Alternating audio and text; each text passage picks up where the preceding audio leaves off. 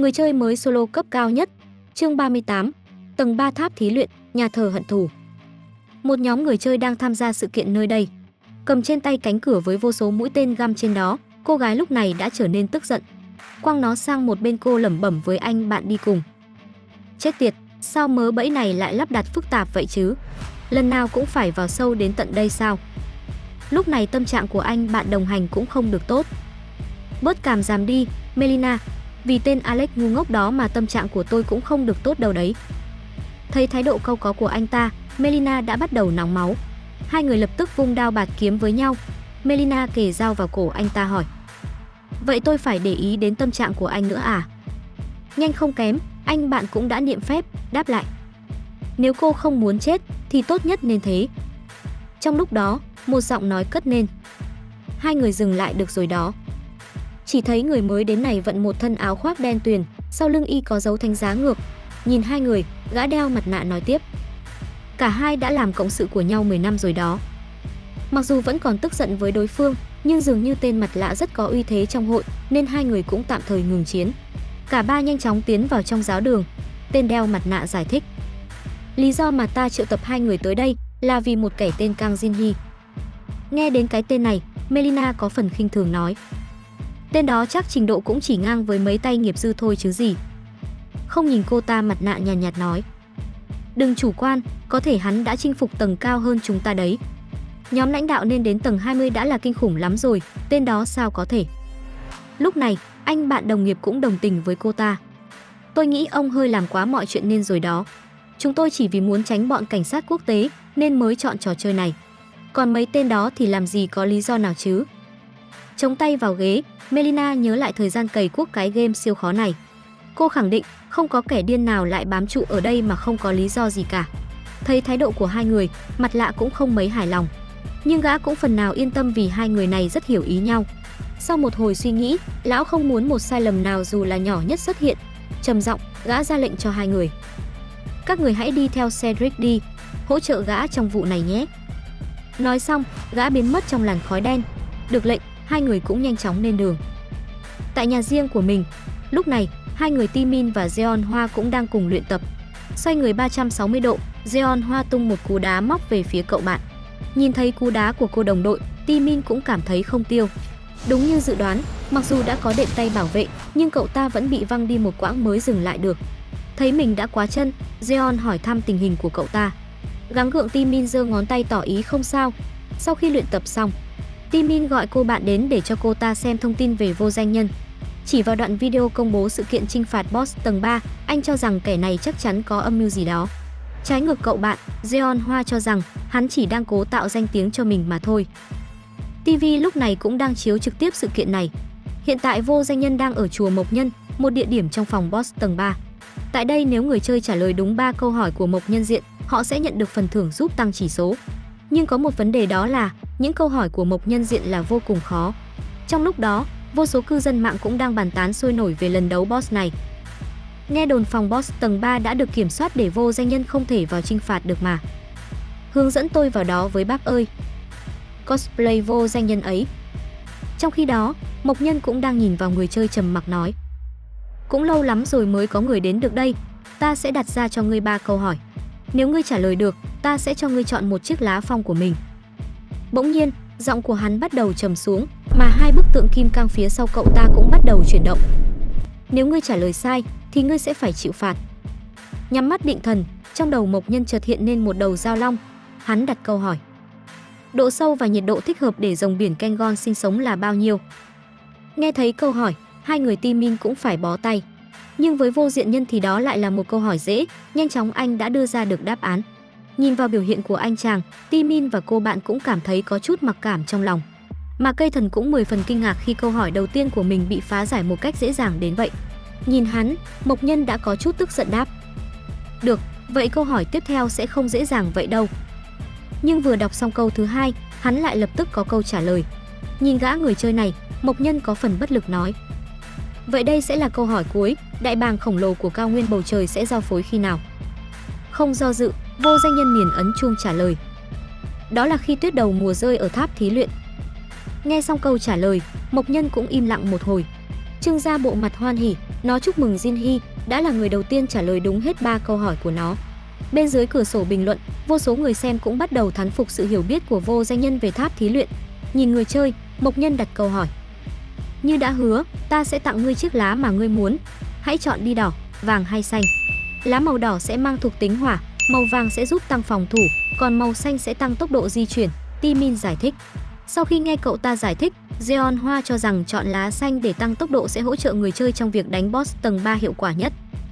Nhưng Vô Diện Nhân lại nghĩ khác, tiến đến cây thần anh đưa lời hăm dọa. Dẹp hết đám lá vớ vẩn đó đi, mau đưa ta lá màu đen mà ngươi đang giấu ra đây. Nghe đến chiếc lá màu đen, vẻ mặt của Mộc Nhân cũng trở nên hoảng sợ. Mà hai người Timin cũng tự hỏi chiếc lá màu đen là gì. Như bị nắm được yếu điểm, Mộc Nhân đề nghị sẽ tặng cậu ta 2 lá phong để thay thế cho chiếc lá kia. Quay mặt đi, Jin Hee từ chối lời đề nghị của ông ta. Dùng danh dự của một Mộc Nhân, cậu yêu cầu ông ta phải thực hiện lời hứa của mình. Toàn thân ông ta lúc này đã đổ mồ hôi lạnh. Ông thều thào nói: nếu người quản lý nơi này biết được, ta sẽ không sống nổi mất. Sau câu nói, toàn bộ lá trên người ông ta đều héo rũ, mà thân thể của ông cũng nhanh chóng mục rữa với tốc độ mắt thường có thể thấy được. Phần thưởng đã được cung cấp như lời hứa của Mộc Tinh. Bạn đã thu được 1280 lá phong đen. Lá phong đen, độ hiếm AAA. Chi tiết, khi sử dụng vũ khí hoặc trang bị phòng ngự sẽ được hưởng hiệu ứng đặc biệt, thuộc tính tha hóa, khi bị tấn công cứ 3 phút sẽ gây sát thương bằng 1% tổng sinh lực của kẻ địch. Cầm trên tay đống lá phong, sau cùng Vô Diện Nhân cũng đã lấy được vật phẩm cuối cùng để đánh boss tầng 3. Nhưng lúc này, hai tên Kim Cang cũng bắt đầu có hành động. Chúng vung đôi thiết tiên của mình nên chuẩn bị tấn công cậu ta. Hết chương 38. Vậy là Jin Hee đã lấy được vật phẩm quan trọng nhất để đánh boss tầng 3. Tiếp sau đây anh ta sẽ dùng nó như thế nào? Không để các bạn phải chờ lâu nữa, hãy ngay lập tức đến với người chơi mới solo cấp cao nhất. Chương 39. Ở phía ngoài cửa vào khu đánh boss tầng 3, hai người được phân công canh lối vào cũng đang bàn tán về đợt tấn công lần này. Đầu chọc cho là việc huy động một lượng lớn người để canh giữ nơi đây là thừa thãi, vì chỉ có kẻ điên mới dám lao vào đây lúc này. Gã đồng bạn khi nghe vậy cũng chỉ biết cười trừ. Đang mải nói chuyện thì ở một bên, đám lính canh khác cũng đột nhiên bị một đoàn tử khí kỳ bí nuốt mất. Nhanh chóng, đám tử khí cũng đã xuất hiện dưới chân hai người. Chỉ thấy vô số cánh tay nhỏ trồi lên từ làn khói quấn lấy họ. Nhìn hai tên lính bị đám tử khí từ từ kéo xuống, một giọng nói lạnh lạnh cất lên: tranh thủ hấp thu hết số sinh khí mà các ngươi có thể hút đi, vì ta cần dùng chúng đến giọt cuối cùng đấy. Chủ nhân của giọng nói chính là lão già Cedric, thầy của tên Alex đã bị Jin Hee giết ở phần trước. Lúc này đi sau gã là một đám tử linh sư, cũng ăn vận trang phục tu sĩ giống gã. Bên trong Mộc Nhân Đường, hai tên Kim Cang sau khi có ý định động thủ với Jin Hee đã bị anh chém bay đầu, hiện chỉ còn là hai cái xác không hồn. Sau đó, cậu ta chậm chậm bước qua cửa tiếp theo. Khán giả lúc này vừa ngưỡng mộ pha chút ganh tị với biểu hiện của anh. Cảm thấy khó chịu với đám ghen ăn tức ở này, Jin Hee yêu cầu những kẻ đó ngậm mồm lại để anh ta làm việc. Sau khi bị choáng với thái độ chảnh chọe của anh ta, nhưng cuối cùng, những cư dân mạng lại tỏ ra thích thú với thái độ đó. Vô số kẻ lại quay ra sùng bái anh chàng. Còn chưa kịp tiến vào trong phòng đánh boss, thì từ phía ngoài, động tĩnh do nhóm người quỷ nhân tạo ra đã gây sự chú ý của Jin Hee. Ngay lập tức anh ta đã nhận ra có kẻ khác nhúng tay vào. Anh ta liền chấm dứt ngay buổi livestream khiến toàn bộ người xem bị sốc. Bên trong phòng đánh boss tầng 3, đội quân khô lâu của quỷ nhân cũng sắp sửa chạm trán với đội quân đất nung. Chỉ thấy đám tử linh sư đang sử dụng pháp ấn để điều khiển lũ khô lâu tấn công phe địch. Mà bên kia, xen lẫn vô số chiến binh đất nung, phía sau còn thấp thoáng vài ba gã Kim Cang có kích thước vượt trội hơn hẳn. Đám đất nung khi thấy đoàn khô lâu thì mắt lộ hung quang chuẩn bị tử chiến. Vô số khô lâu cũng không chút dừng lại mà lao thẳng về phía địch. Nhanh chóng chiến trường đã trở nên hỗn loạn. Trong lúc đó, Vô Danh Nhân vẫn đang lặng lẽ quan sát trận chiến. Nhìn vào cục diện, có vẻ lúc này đám quỷ nhân đang chiếm ưu thế. Vô số binh lính đất nung đã bị bọn chúng hạ gục. Mà mấy tên tử linh sư khi thấy vậy cũng ra sức điều khiển đám khô lâu chiến đấu. Còn đang tập trung thi pháp thì một cỗ hàn khí đã lướt qua cổ hắn. Ngẩng lên thì vô số băng tiễn không biết từ đâu đã dồn dập lao tới. Lập tức cả đám tử nhân vội lập khiên phòng hộ chống đỡ. Mà lẫn trong đám tượng đất lung, Vô Danh Nhân đang triệu hồi vô số băng tiễn cũng đang chuẩn bị bắn tới. Đám tử linh sư sau khi xác định mục tiêu cũng không chần chừ mà điều khiển những khô binh bắn tên về phía hắn. Sau hiệu lệnh, vô số mũi tên lao thẳng về phía Vô Danh Nhân. Mà ở bên này, Vô Danh Nhân mượn nhờ số lượng tượng đất vô cùng lớn để làm khiên đỡ cho mình. Sau khi tránh thoát đợt tên thứ nhất, hắn ta vội kích hoạt sao hộ mệnh. Chỉ thấy một đoàn ánh sáng đánh xuống đội quân khô lâu. Mà vừa hay, đoàn ánh sáng đi đến đâu, đám khô lâu lập tức bị đè ép đến đó. Trước sức mạnh khắc chế phép thuật bóng tối, đám tử linh sư cũng phải bó tay không biết làm sao. Trong lúc hoảng loạn, một con cự lâu đã bị mất khống chế. Thân hình nó lập tức đổ rạp xuống, đè nát vô số khô binh cùng đám tử linh sư xấu số. Một số con khác, do mất người điều khiển cũng đã quay lại tấn công quân mình. Chứng kiến cảnh này, Cedric cũng phải sa sầm mặt tức giận. Mà Jin Hee lúc này, sau khi tiêu diệt cứ điểm số 3 của quân địch, lại tiếp tục chạy đến cứ điểm tiếp theo quấy phá. Mục tiêu tiếp theo của anh là cứ điểm số 1, nếu nơi đây bị phá, hai cứ điểm còn lại sẽ không đánh mà tan. Ngay lập tức anh triệu hồi cầu lửa. Mục tiêu lần này của nó là một bức tượng đá. Bị cầu lửa đánh trúng, ngay lập tức bức tượng khổng lồ liền đuổi theo Jin Hee. Mà hướng của anh chạy tới lại là trung tâm điều khiển của cứ điểm số 1. Thấy vậy mấy tên tử linh sư cũng gào lên sợ hãi. Nhưng còn chưa làm ra được hành động gì thì Jin Hee đã xuất hiện phía sau bọn họ. Mà lúc này tên cự nhân cũng đã nhảy lên. Vị trí hắn đáp xuống vừa vặn lại ở chính trung tâm cứ điểm 1. Sau khi đáp xuống, cả một vùng rộng lớn bị chấn động bởi sức nặng của hắn, mà vô số khô binh cùng tử linh sư cũng hôi phi yên diệt cùng với cú nhảy đó. Lập tức có tin cấp báo cứ điểm số 1 đã bị diệt gửi đến chỗ Cedric. Lão lúc này đã nổi điên thực sự, luôn miệng, lão liên tục nguyền rủa vô danh nhân đã phá hỏng chuyện tốt của hắn. Truyền ma lực vào quyền trượng, lão kích hoạt kỹ năng độc nhất của mình. Người bảo hộ kim tự tháp, mặc kệ lời khuyên can của tên thuộc hạ, lão quyết phải giết bằng được tên vô danh nhân này. Dù cho có phải từ bỏ con boss tầng 3, lão cũng chấp nhận. Gầm lên một tiếng, lão ra lệnh. Dồn toàn lực giết hắn mau. Sau lời hiệu triệu, vô số xác ướp từ dưới mặt đất đội mồ mà lên. Sau khi thi triển độc chiêu, phần lớn ma lực đã bị sử dụng. Lão già cũng không thể chịu được mà gục xuống thở hổn hển. Bất chợt ánh mắt của lão trở nên bất thiện. Lão già gọi tên tử linh sư gần nhất đi đến, đặt tay lên vai gã, một đoàn tử khí bắt đầu xuất hiện. Mà ở chỗ tay lão đặt xuống, vô số tử khí nồng đậm đã truyền qua người tên kia. Chỉ trong phút chốc, tử khí đã xâm nhập vào người hắn ta. Chẳng bao lâu, toàn thân của gã đã trở nên khô đét. Sau khi hút được sinh khí từ tên thuộc hạ, sắc mặt của lão cũng bắt đầu trở nên hồng nhuận hơn.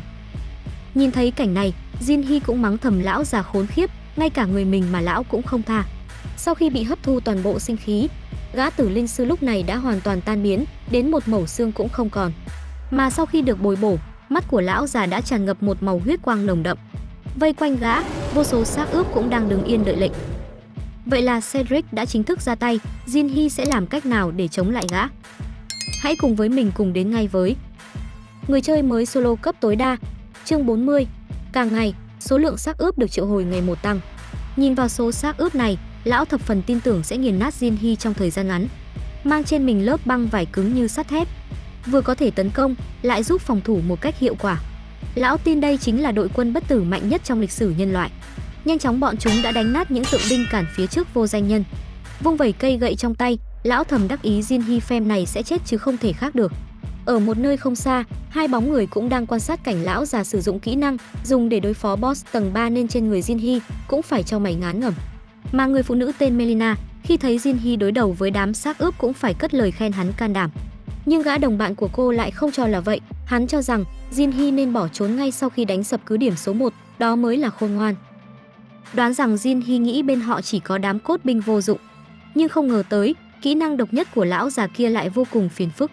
Nhìn thấy mọi sự đã rồi, mắt kính định sẽ đứng ngoài quan chiến, nhưng bất ngờ, chiến trường có biến hóa. Mặc dù đã dồn toàn lực tấn công cậu ta, nhưng vô danh nhân vẫn hoàn toàn không bị một chút tổn thương nào.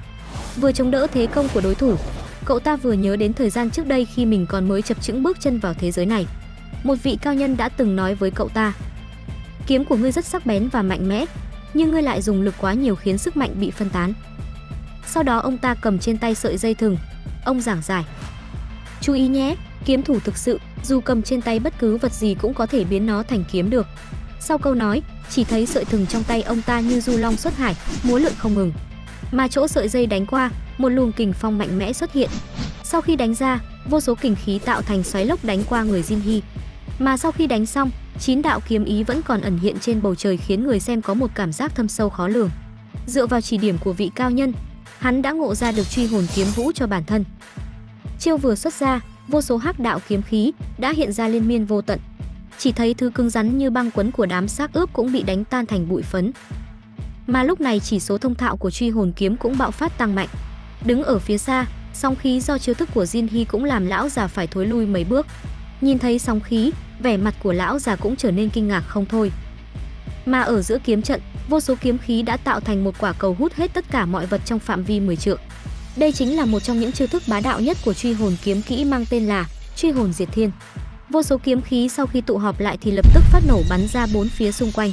Nhìn thấy vô số đạo kiếm khí chém tới, lão già cũng vội giơ hắc trượng lên chống đỡ.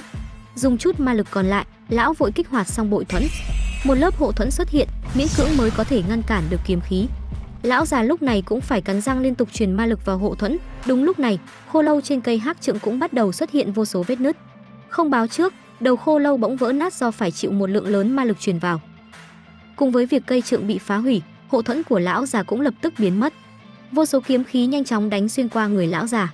Sau một thời gian, cuối cùng thì chiến trường cũng trở nên yên lặng. Đội quân xác sống cùng với lão già Cedric giờ đây đã bị tiêu diệt không còn một mống. Sau khi đã bại hoàn toàn, lão già giờ đây chỉ muốn dùng chút sức tàn để chạy trốn. Lão gào nên kêu gọi những kẻ bên mình còn sống sót thay lão ngăn tên kia lại, nhưng không ai hồi đáp. Ngay sau đó, vô danh nhân đã đứng ngay phía sau lão. Nhìn lão già, Jin Hy nói, bộ dạng của lão giống hệt tên học trò của gã khi hắn sắp chết. Nghe vậy lão già bất chợt hiểu ra tất cả.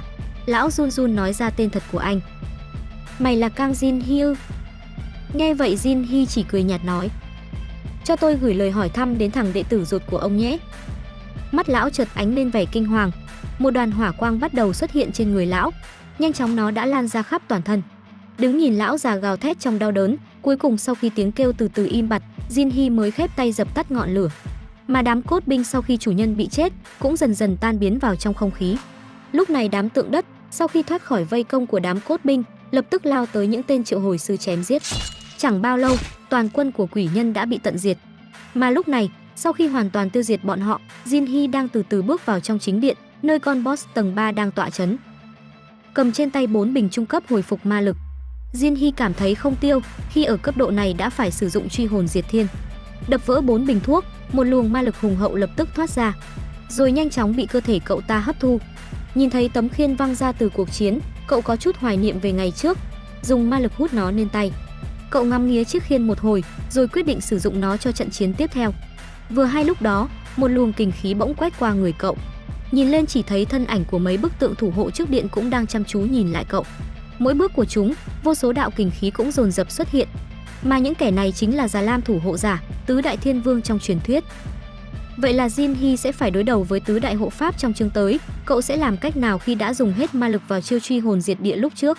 Hãy đăng ký kênh và nhấn chuông thông báo ngay để phần tiếp theo nhanh chóng xuất hiện trên kênh của mình. Còn bây giờ, xin chào và hẹn gặp lại.